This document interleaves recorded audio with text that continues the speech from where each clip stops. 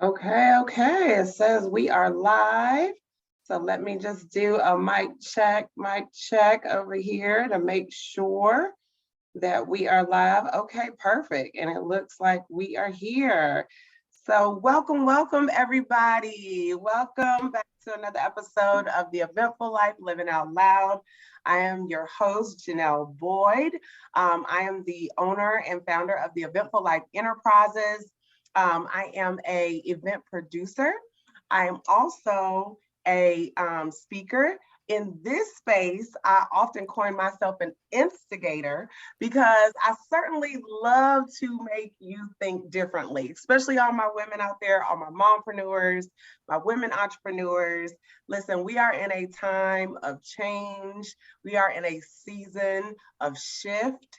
We are in a open season, okay, what I call a coming out season. And so I think it calls for us to be willing to think a little bit differently. And that's why I created Living Out Loud, the Eventful Life TV Living Out Loud. I bring you each and every week, I bring you women who are moms, who are business owners, who are entrepreneurs, and they are out here doing life, okay? Doing life authentically, doing what I call failing forward, y'all. Failing forward, because listen, what I do know after 11 years of being in business is that the only way to learn is to fail forward. That's how you get it right. But it's important that we come together and we talk about those things, because when we talk about them, y'all, we make them real, but we also make it, not scary. We make it so that we understand, you know what, I'm not alone in this. And if she can do it, then so can I. Okay. So you know what I say, sharing is caring. If you know a woman out there who needs to hear this, who needs to hear some positivity, some words of affirmation in their life, then share this with her. Tag her. And you can also go to YouTube to the Eventful Life TV, where you can subscribe, and that way you get more of this. Okay. So with that being said, y'all, we're gonna dive in, right? We're gonna dive in because we got some meaty stuff tonight. And I'm so excited to have this young lady with me. She is so awesome. Okay. I love her spirit. I love her energy. I just love everything about her. And more importantly, I love what her purpose and her mission is in life. She is what I call building our future. She's tapping into our young people.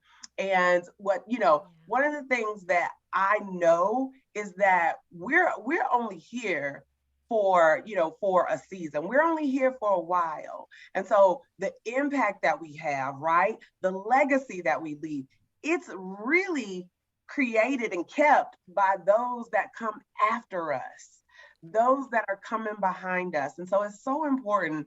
I always look at how am I setting the tone and leaving the door open for the generation that I know is coming behind me. So with that being said, Linnita, I cannot tell you how excited I am to have you. Girl, I feel like we've been trying to get here. All 2021. All 2021. That's right. That's right.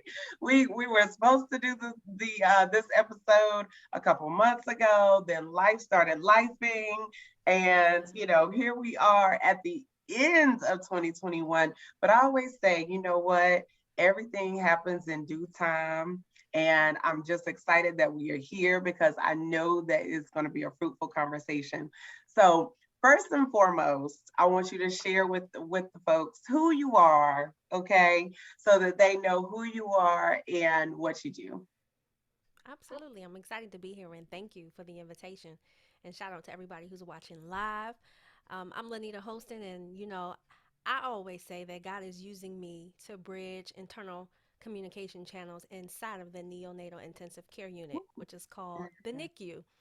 I define that as home because, as you mentioned today, well, you didn't say this, but you alluded to this. To bear children and to raise them is a privilege. God gifts us to them, and we're Mm, responsible for nurturing them.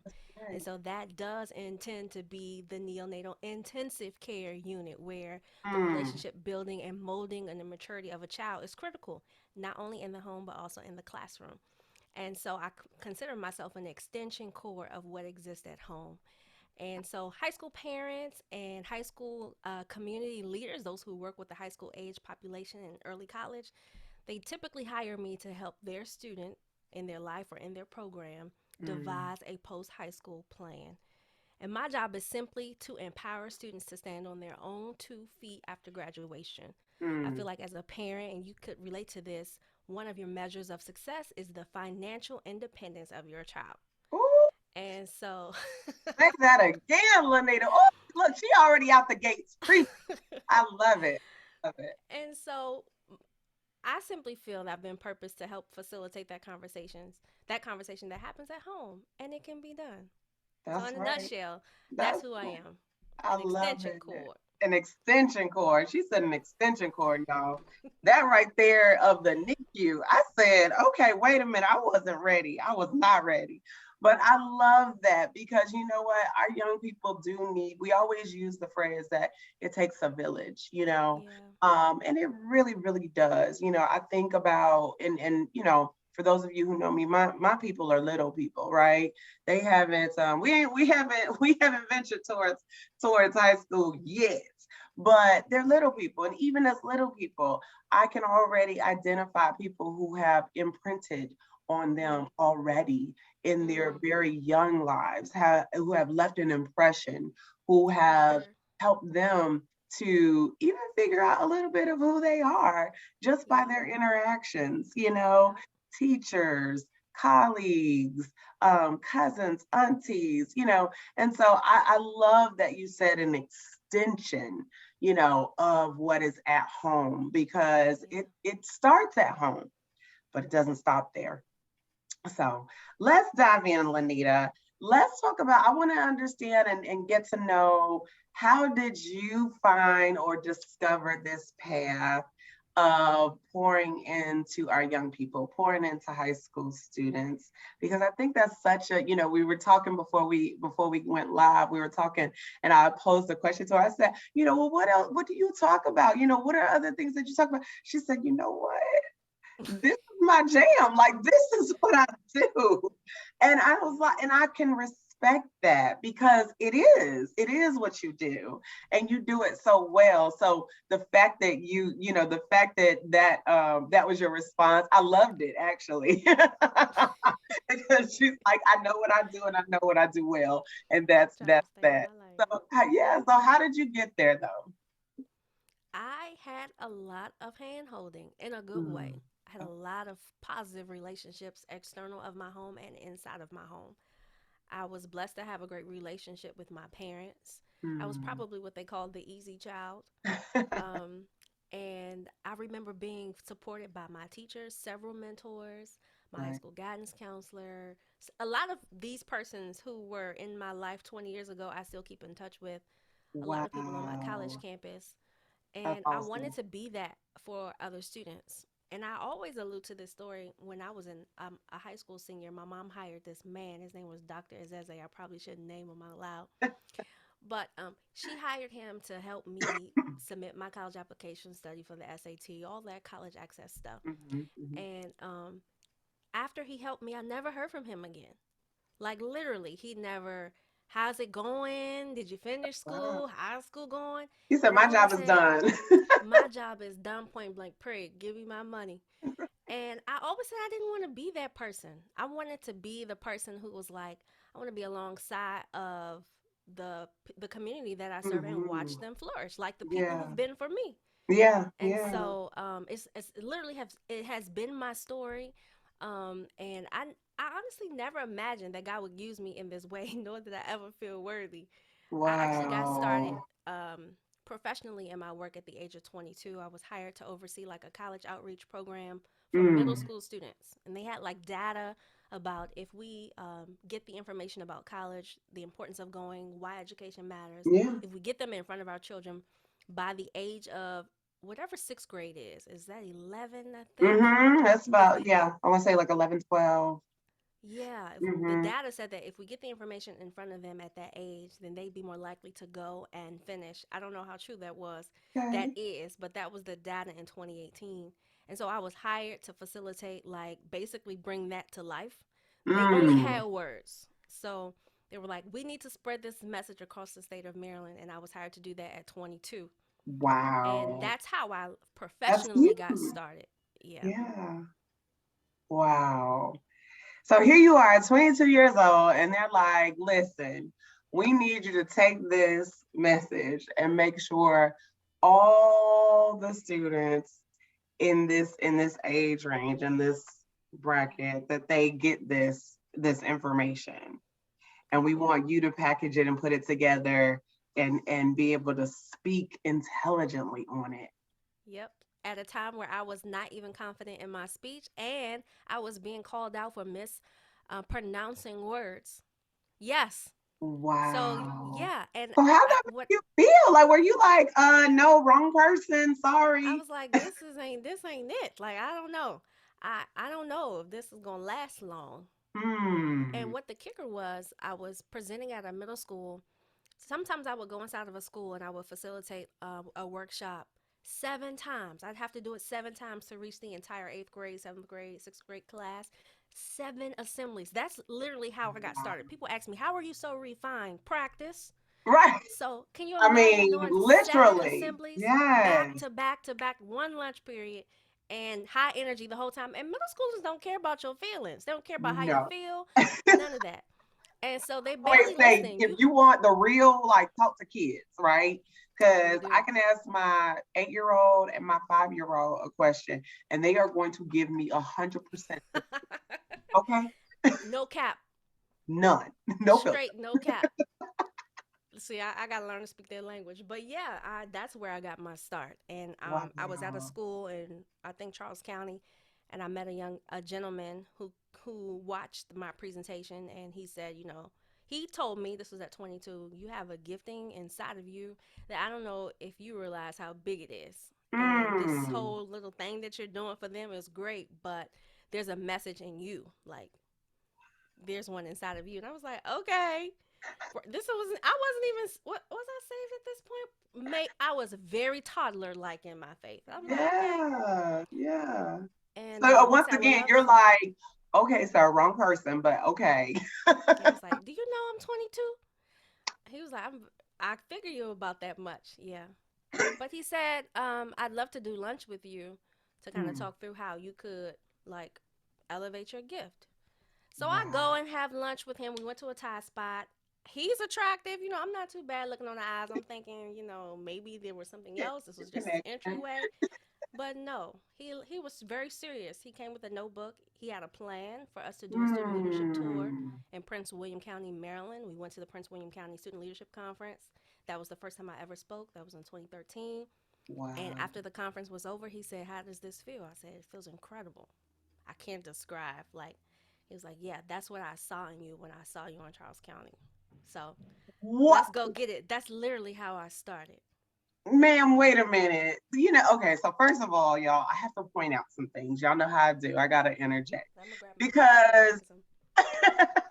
because I'm like, did y'all just hear what she said? Like, literally somebody else saw this gift in her that Yeah, she thought was really more so antagonistic. Like, okay, I'm struggling with my words, I'm not real confident, like, I'm 22. So I mean, first and foremost, y'all, mm-hmm. can I just say, when we get out of our own way, Own way. when we get out of our own way, honey, God shows up, He because does. he took this guy and literally spoke life into you, Linnita. Like, He did. literally said, no, this is how I see you. I don't care how you see you. This is how I see you. He did. Wow. He did. And whenever I think about that story, I just you have I'm to getting be in a chills position just to thinking about receive it. so many Yes. people. I'm sure that message has come several times to different kinds of persons at different stages of life. You Yeah. literally have to be in the posture of to be receive it. And I wasn't. He Right. literally pursued me, and not romantically. He would Right. email me like, "Hey, you giving it some thought? Do you?" He asked Mm. me, "Do you need money?" I said, well, if you offering, sure. He said, well, we got to get you some headshots, so I'll cover that. My first set of headshots were very professional. Very. I started high. I never started as a Look beginner. at that. Look at that. That's Yeah. amazing. That is absolutely amazing. It just is, it speaks to so much of the power of you don't ever know where your blessings are going to come from, Mm-hmm. and how important it is for other people to speak up when they do see something in you, because And I say that all the we time. I don't got to get we some don't power see before we be old. ourselves. Okay, okay, go get your power. Y'all hang tight out there. Y'all know how we do. Look, we don't let technical difficulties scare us. We keep it moving. Okay. We keep it moving around here. That's how we do. So the devil is a lie. We're gonna keep it moving. Even if I got to come on my phone. Okay. But Lanita, I mean, the power of speaking up and speaking into other people is so powerful, because what if this gentleman had not said anything to Mm, you? What if he saw it but was like, oh, she probably already knows that, or you know what, i'm true. I'm right, because a lot of times we think, True. and I've said this to some of my coaching clients and my mentees, like a lot of times we think that somebody sees themselves the way we do. Like I always say, you can't see yourself with the same lenses as somebody else. That's so true. You can't. you That is so know true. you're looking at yourself with a different set of lens than somebody else is. So it behooves us to start asking people, oh no, did we lose her? I think we lost her. Oh no. All right, y'all, hang in there, hang in there. Y'all hang tight, because we lost Linnita. Hopefully she will rejoin us in a minute. Y'all know how tricky the internet and stuff can be. So hopefully she will be rejoining us. But I want to say this while we're waiting for Linnita to rejoin us. I want to say this, which is, again, speaking to the power of speaking into other people, right? When you see that somebody has a gift, don't just assume that they know it. Don't just assume that, hey, I don't need to tell them that, because they probably already know this, or they probably have already been told this, or they're probably already working in that gift. Here she is. Don't just assume. Speak up and tell them. Speak into them, speak life into them. One of the things that I'm really, really good at, and I'm saying I'm good at it because I've had people tell me this over and over again. I'm really good at noticing talent in other people. I'm really good at noticing gifts that other people have. I've had conversations with people where I have brought them on my team, or I have collaborated with them, and I'm like, you know what, you are really good. I want you to work with me on this, or I want you to collaborate with me on this. I want you to come on my team and be responsible for this, because you are really good in this area. And they looked at me like I had two tails, two heads, like, what are you talking about? But lo and behold, after some coaching, after some practicing, just like Linnita said, she didn't just come out the gate, being a finessed speaker who was speaking to these youth, right away. Like, it took practice, but the seed was already there. The gift was already there. It just took massaging it. It took working it, tilling it. It took watering it for it to grow. So the same thing, when we see that in somebody, we are almost obligated to let them know, because that could be something in them that is going to be their purpose, their gift, that they just need to water. They need to, massage it so that it can continue to grow. And like Linnita, now they can use it to impact others. So, hey, So girl, okay, good. you back.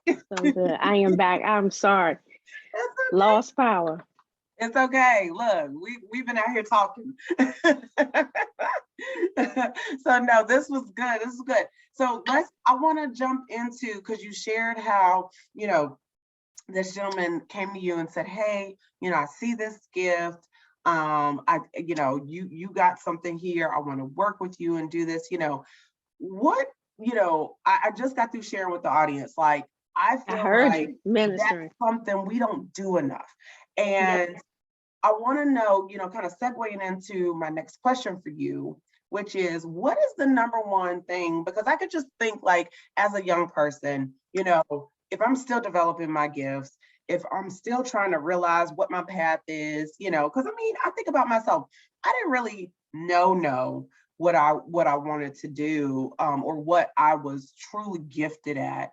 Probably Mm-hmm. until I came out, I'll be honest, probably until I came out of college, to be honest, Mm-hmm. and I started getting my feet wet in the real world. And, I had different, like yourself, I had different mentors, and they started, again, putting me on that path, kind of noticing things about me and bringing it to my attention. And in some ways, co-signing some things that I kind of already thought I knew, like, I know I'm kind of good in Mm-hmm. sales. I know I can kind of, I can kind of influence Mm-hmm. things, but I'm not quite sure if that's a real thing. I don't even know if they do Yep. that.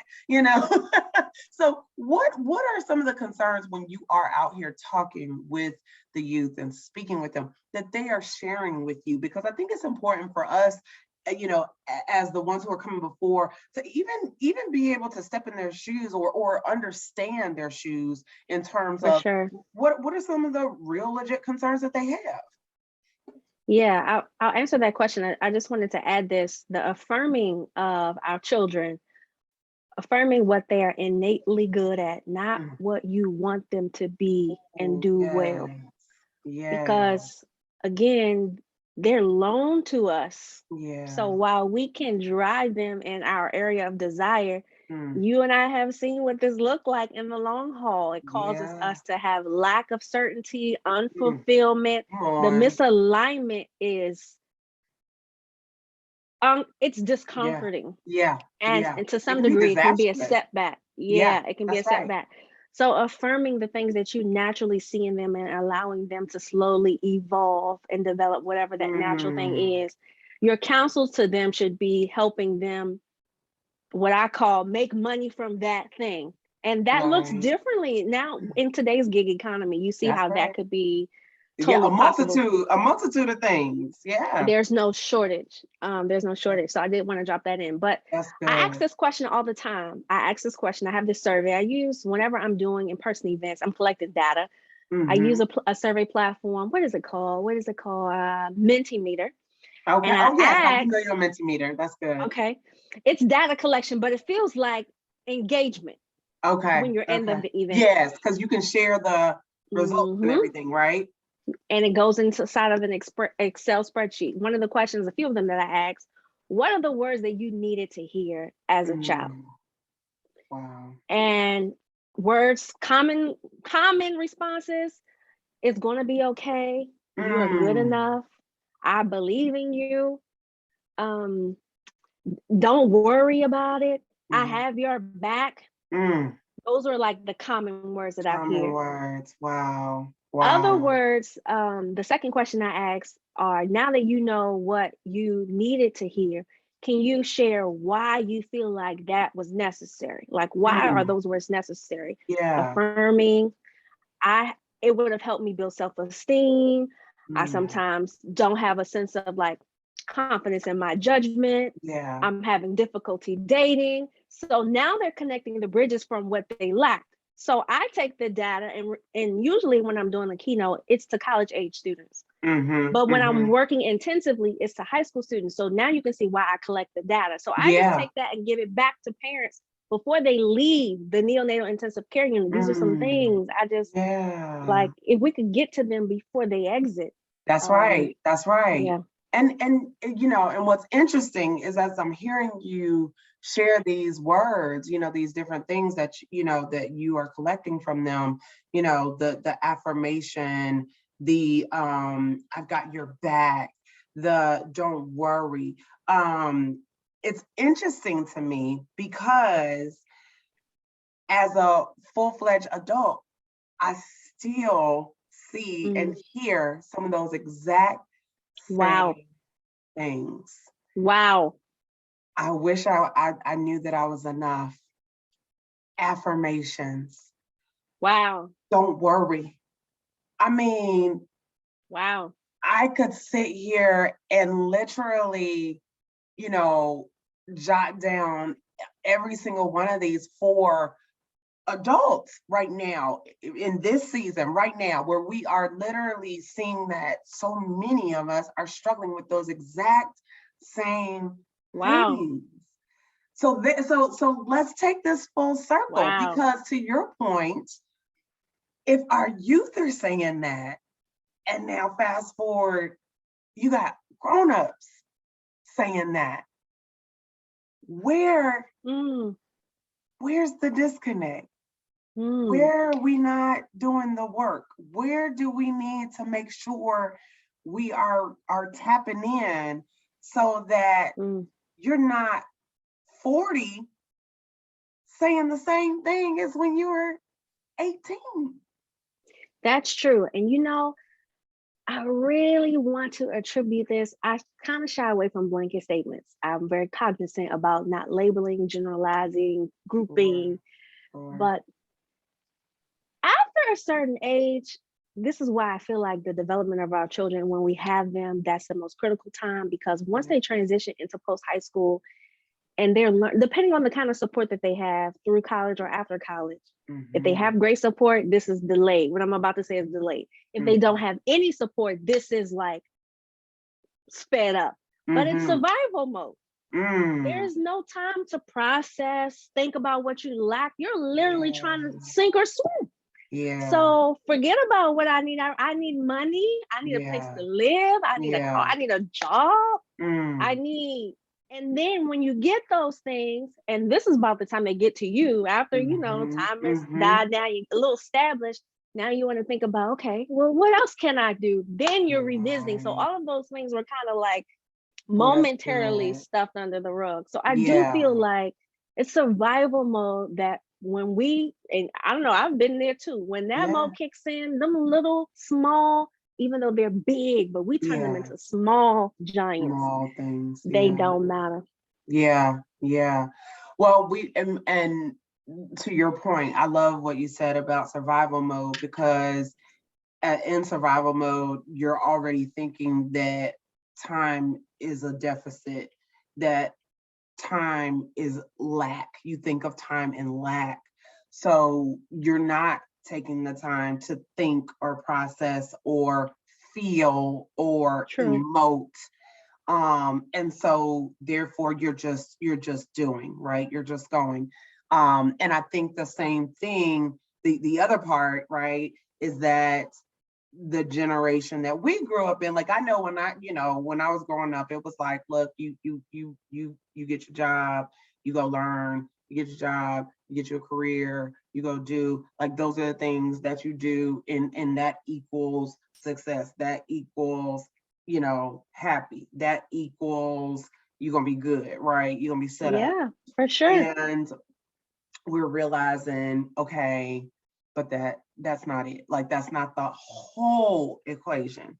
That could be part of it, but that's not the whole equation, because the other part is we never left the parts that our parents taught us. We never took a moment to decide, do we take that with us or do we leave that, right? And I think our young people are experiencing some of that too. Like, do I take all this with me, or do I do a check and balance and say, okay, well, does that serve me well?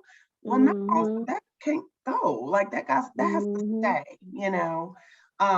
but I also want to say, I think this is where the questions that you're asking become so important, so that the parents can start to change and shift the questions and the things that we ask at home. I have a really big thing about asking, even my 8-year-old and my 5-year-old, I no longer ask them, what do they want to do when they grow up? I don't ask them that, because I'm like, you know what?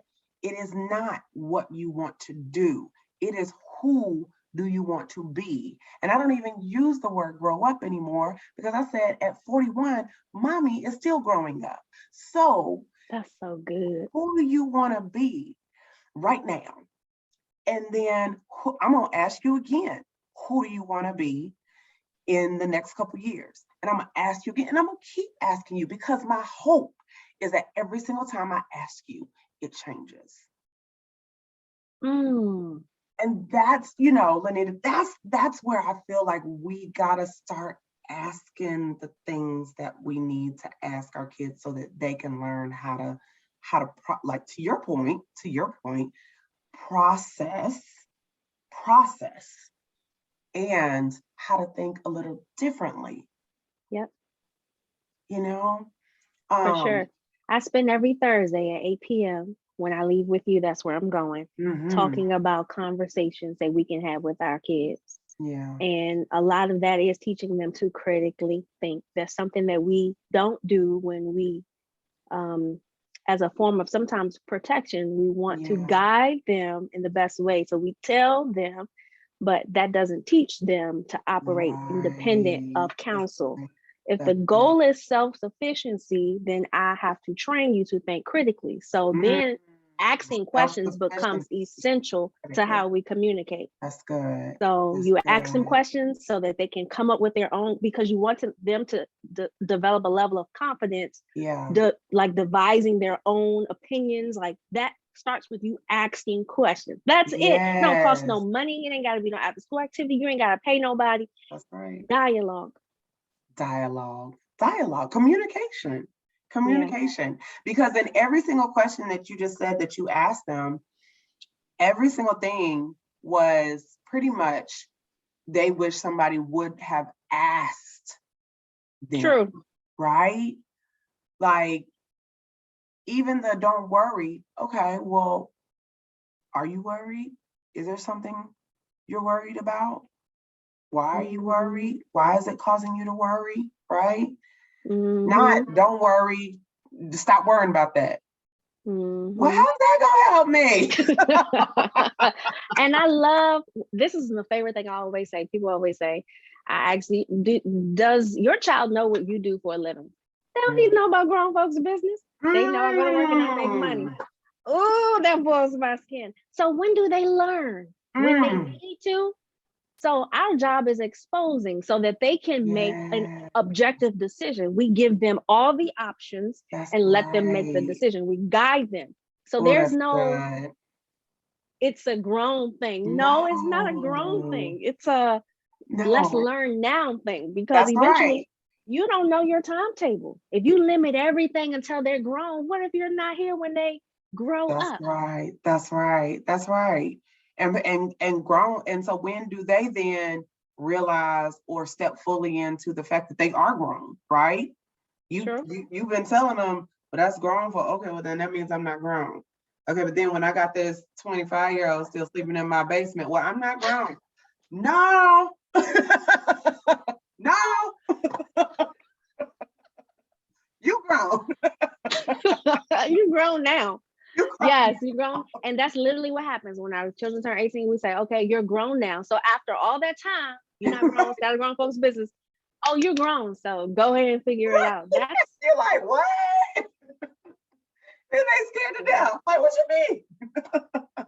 That's so good. I love how you walk them through that and help them to think about that differently and challenge them on how you think about that. I think that's the big thing too, is us as the parents being open to being challenged on our thought process. Those are instigating words. I know you said you're the instigator, but you really instigate now with the parents. Because Linnita, and look, I get it, because my mom was from the old school. Listen, if Janice is out there, she's gonna be like, I don't know why she out here telling my business, but she is from the old school. So it was, no ma'am, you don't tell me about me. Like, that is not your place. You are the child, don't get it twisted. I'm not one of your little friends. That was like, that was a big one. All I'm saying is all of them. all of them, right? But you have to be willing to be open and to seek to understand, because just because you're the parent does not make you perfect. It does not make you perfect. True. Yes. So how do we move our parental rights so that we can, be open to what our kids need, what we need to hear in order to better parent our kids. For sure. You know how there's a saying that kids will say, if you think about the teachers that they like, and they don't like them because they're cool, they like them because they respect the individuality of the student, and they find ways to speak their language. Yeah. Typically, the teachers that our kids like are the teachers who are using their language, understand them, attempt to. Yeah. Even if they try, even if they're 60, but they try, they value people who are where they are versus this level of hierarchy, like screaming, I'm in charge. Right. As kids mature, they mature from this whole people pleasing phase, and their adolescence, like, oh, mommy, did you see this? Mommy, I made this for you. Because they desire your approval. That's right. And slowly but surely, as they start to mature, they want autonomy. They want to wear their own clothes. They want to pick them out. They want to be with their own friends. They don't want to be with you. That's right. And so with autonomy comes like, Mom, but do you hear me? Or Dad, do you understand why I feel that way? And typically a traditional parent would say, did you hear what I said? That immediately dismisses the individuality that the student feels. It's an easy way for them to shut down. Yeah. So I say all that to say, because I have to get some context. Yeah. If respect is a two-way street, and we often say that respect is a two-way street, while we do have authority, if we take away the authoritative lid and see them as the individual that God created them to be, try your best to not speak from an authoritative lens. My mentor calls it, he says, I'm a consultant to my son and daughter. I love that. So do I. I can't take the credit for that. He said, I'm a consultant. And so while his children respectfully, they will say how they feel respectfully. They will say what's on their mind, how he might have made them feel respectfully. That's right. And they interdependently come to resolve. That's very mature. Yes, absolutely. Absolutely. Very. Because you are making sure that they feel seen and heard, right? And I think that is such a powerful thing for a child to understand, even at a young age, that they are both seen and heard. I tell my boys all the time, we may not always agree, but that does not mean that I don't want to hear what you have to say, what your opinion is, what your stance on it is. And they, of course, corrected me before. They say, now, mommy, that's not right.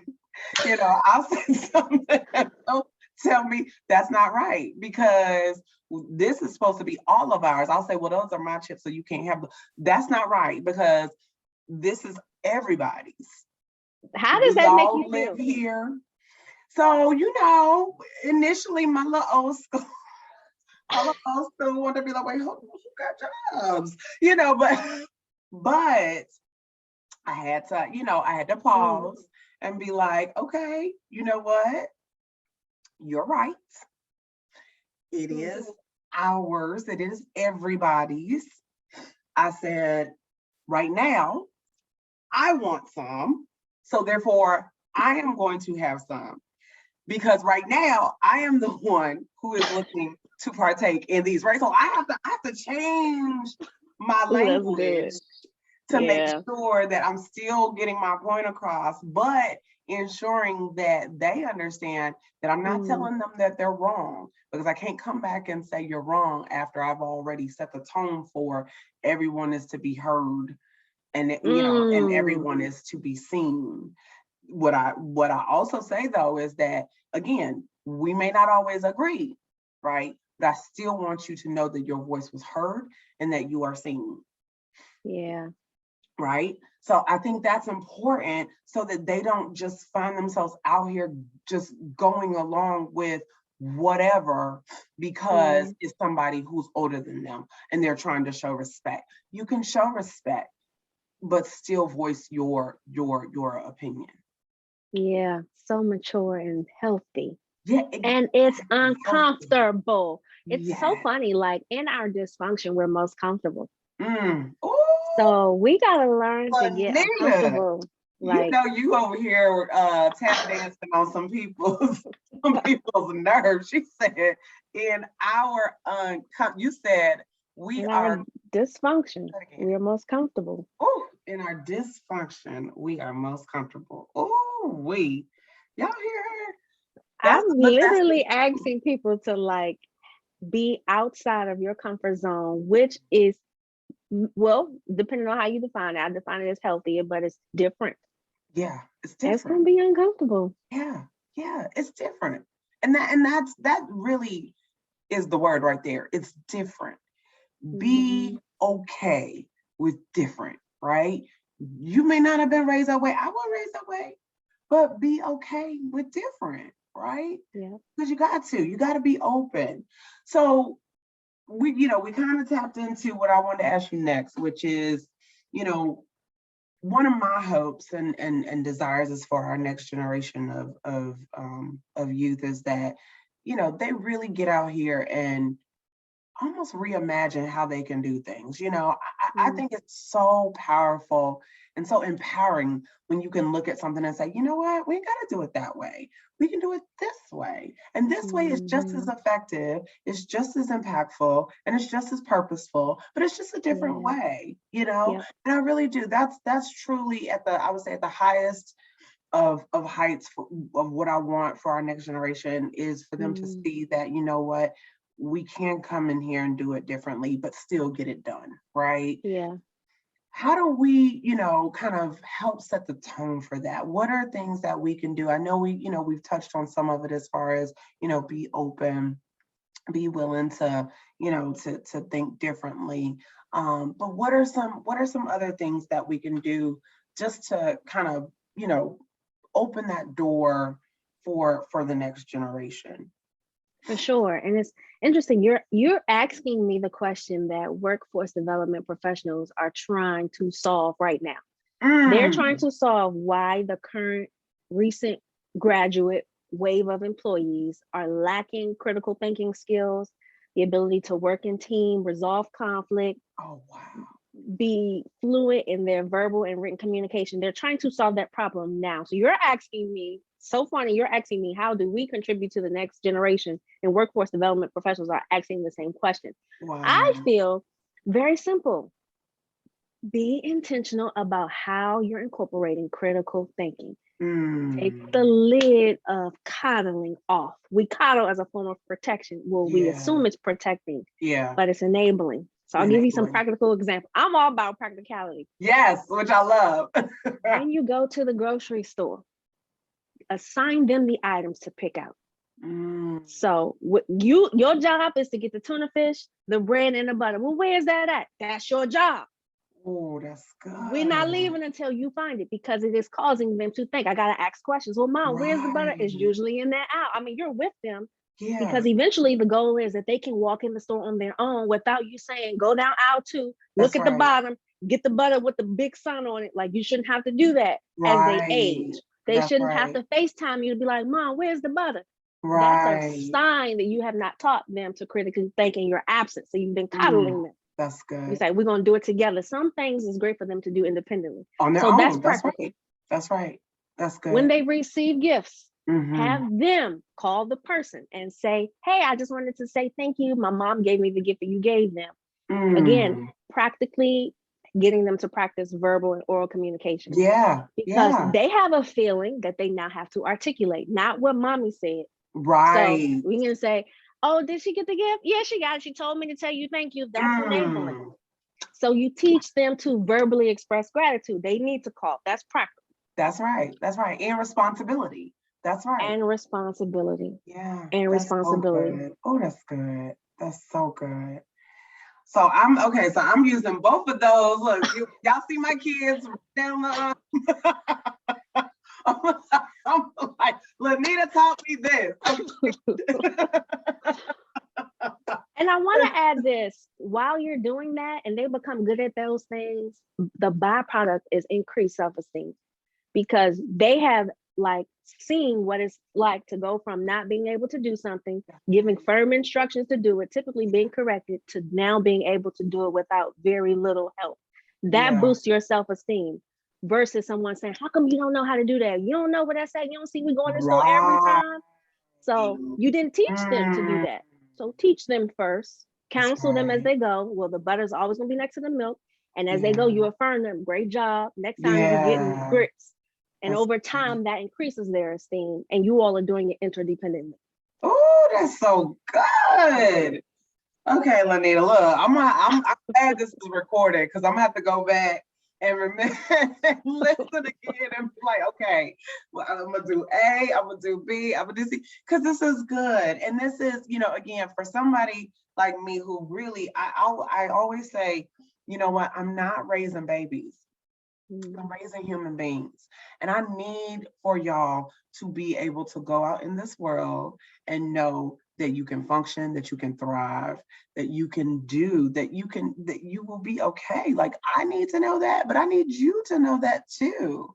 And these are great, great beginning tips and pointers to be able to start practicing that in that manner, so that is the frame of mind, that is the mindset that they develop, because from that they also start to identify other areas where they can use those same ideologies in compounding behaviors. That's right. So then they want to explore, they want to try, they want to do. And I love that. I love it. This is so good. So good.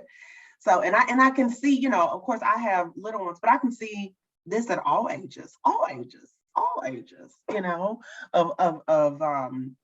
kids, that you can do this and find things that are applicable to their age range that you can do. Sure. Yeah, for sure. So this was so good. Listen, I can't believe we are already at the end of our time. This is just, it goes by so fast, especially when you have a good conversation with good people.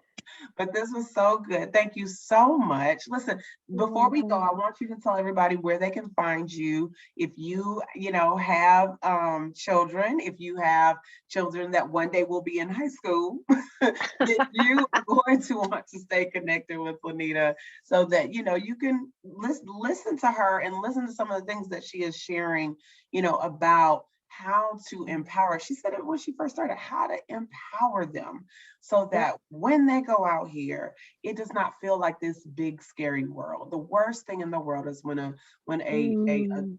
teen child gets out here and they are afraid to death because they see this as some big scary world that is going to eat them up. Or you are afraid to death because they've been ill-equipped and you know it. Yes. That I would say that's even worse, because you're like, that's my seed, that's my fruit, that's my fruit. And then you start questioning your own ability, capability. So I let them know how they can stay in touch with you, how to find you. Absolutely. I am on all platforms at Linnita Hosten, most active on Facebook, YouTube, and LinkedIn, and as well as Instagram. I go live every Thursday for Teenage Thursday at 8 p.m. Eastern Standard Time. I'll be live tonight. I also have a scholarship fund for high school students who reside in the District of Columbia, Virginia, and Maryland. And she is a fundraiser, y'all. She raises money, okay? Listen, I think it's the hardest thing I've ever done. Actually, raising money is harder than any other business venture I've ever done. But we're excited this year. We've increased the amount to up to $5,000 per awardee. And our goal is to award four students. Our application is very rigorous. Last year? We did five. That's right. Students last year. They were incredible. We keep what distinguishes us. We always say this is that, and I mentioned to this earlier, we actually want to be a part of their journey. So we check in with them The goal is to send them care packages. We haven't gotten there yet financially, but that's the goal, to be alongside them for the entirety of graduation and not just a one-time thing. So that information is also available at ypfund.org if anyone's interested in having their student apply. But all that information you'll find, it will be plastered everywhere in January when applications open. Awesome. But thank you again for inviting me. And I really appreciated this discussion. It really warmed my heart. And I loved hearing your stories about your parenting journey. You're a power parent. That's what I call parents who are intentional about dialogue. Yes, and I think it's so important, you know, right now, and again, all things happen in due time. It's such an important conversation to have right now as we're closing out the year. You know, kids have just gotten back into school. We've been remote learning and doing all the things because of COVID. You know, this was their first quarter, you know, quarter semester back. And they're experiencing things differently. We're closing out and getting ready to go into the holidays. I'm sure there's going to be conversations around the dinner table about what has transpired this first quarter of the year, you know. So parents, just remember, go easy, go lightly, okay? Go lightly, okay? And like Linnita said, use some of those strategies, use some of those tactical tools so that they can feel heard and seen, okay? Yeah. All right, y'all. Well, listen, I enjoy y'all so much. Thank you for joining us for another episode of Living Out Loud. This was so good. I know y'all could choose to be anywhere, but you always choose to come and be here. And I appreciate you so much. Remember, my women entrepreneurs, my mompreneurs, you can have it all. But as long as you're willing to have it on your terms and your time. Okay, friends, until next week, I will see y'all. Be blessed.